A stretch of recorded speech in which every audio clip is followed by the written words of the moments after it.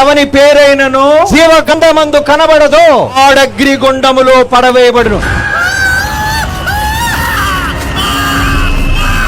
ఇప్పుడు అగ్నిగుండంలోకి వెళ్ళిపోయాడు ఎవడు చెప్పండి? వాడి పేరైతే జీవ గ్రంథంలో ఉండదో వాడే పోతాడు. జీవ గ్రంథంలో ఎలా పేరెక్కించుకోవాలి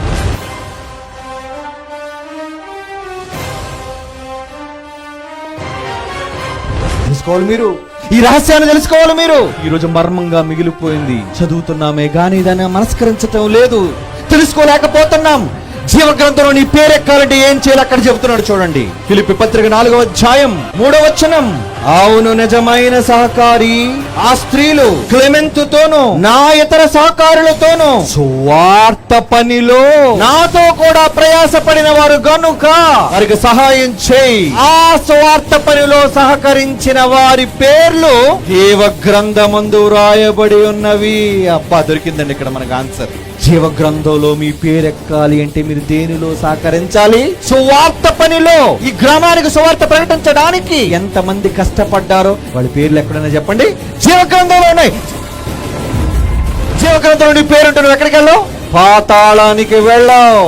ఎవరి పేరైతే జీవ గ్రంథంలో కనబడదో అంటే ఎవరైతే సువార్త పని చెయ్యరో లేదా సువార్తకు సహకరించరో వారే భయంకరమైన నిత్యాగ్ని దండలోనికి వెళ్ళిపోతారు. ఈ మరణ దినమే అది వెళుతుంది, ఒక క్షణములో శిక్ష పడుతుంది. ఆరని అగ్నిలో చావని ఆత్మకు బాధంతుంది. ఆ దేవుని మరచి బ్రతికినందుకే శిక్ష ఉంటుంది. వెళ్ళిపోవాలనుకుంటున్నావా నువ్వు వెళ్ళకూడదు అనుకుంటే స్వార్థ పనిలో సహకరించాలి. నువ్వు స్త్రీవైనా పురుషుడివైనా వృద్ధుడివైనా చిన్నవాడివైనా యవనస్తుడివైనా ఎవరైనా నువ్వు పని చేస్తేనే, స్వార్థ పనిలో సహకరిస్తేనే నీ పేరు జీవ గ్రంథమందు నమోదు చేయబడుతుంది. నీ పేరు గాని ఒకవేళ చచ్చిన తరువాత జీవ గ్రంథములో లేదో అయిపోయినట్టే నీ జీవితం. భయంకరమైన పాతాళానికి పోవాలి.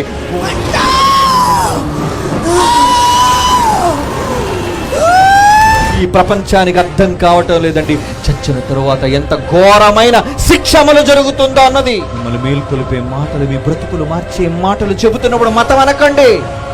మీరెవరు మాకు చెప్పడానికని ఎదురు తిరగకండి. లోబడండి, మీ జీవితాలను మార్చుకోండి.